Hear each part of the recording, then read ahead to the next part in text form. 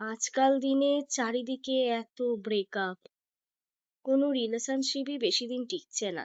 এর প্রধান কারণ জানেন? জানেন না তো?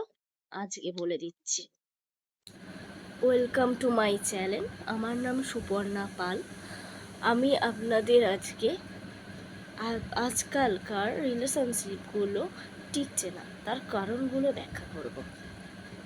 মন দিয়ে শুনুন। আজকাল রিলেশনশিপ ভাঙে না, ভাঙিয়ে দেওয়া হয়। একজন এফর্ট দেয় আর একজন অ্যাটিটিউড দেখায়। একজন অপেক্ষা করে আর একজন সিন করে রেখে দেয়। লাভ এখন ফিলিংস নয়, অপশন হয়ে গেছে।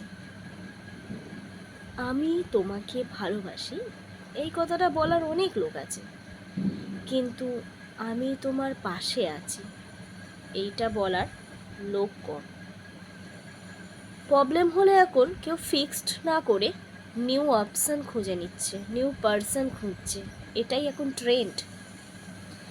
ইগোটা এত বড় হয়ে গেছে, সরি বললে নাকি সেলফ রেসপেক্ট কমে যায়। সত্যি হলো রিলেশনশিপ ফেল করে না, মানুষ ফেল করে।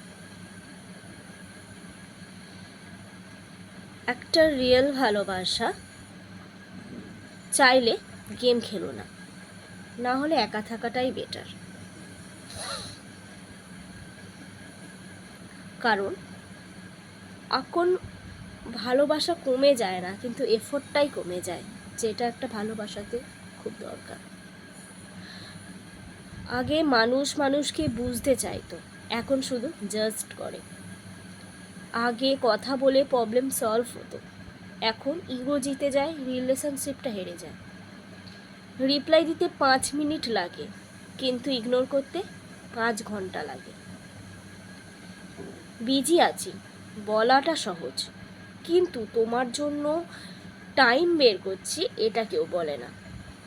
সোশ্যাল মিডিয়াতে সবাই পারফেক্ট, কিন্তু রিয়েল লাইফে কেউ অনেস্ট না।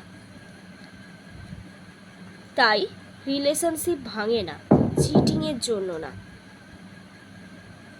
রিলেশনশিপ ভাঙে কেয়ার, রেসপেক্ট আর কমিউনিকেশনের অভাবে। সত্যি যদি কাউকে ভালোবাসো তাহলে ইগো না, এফোর্ট দেখাও। ফলো করো এমন রিয়েল কথা শুনতে,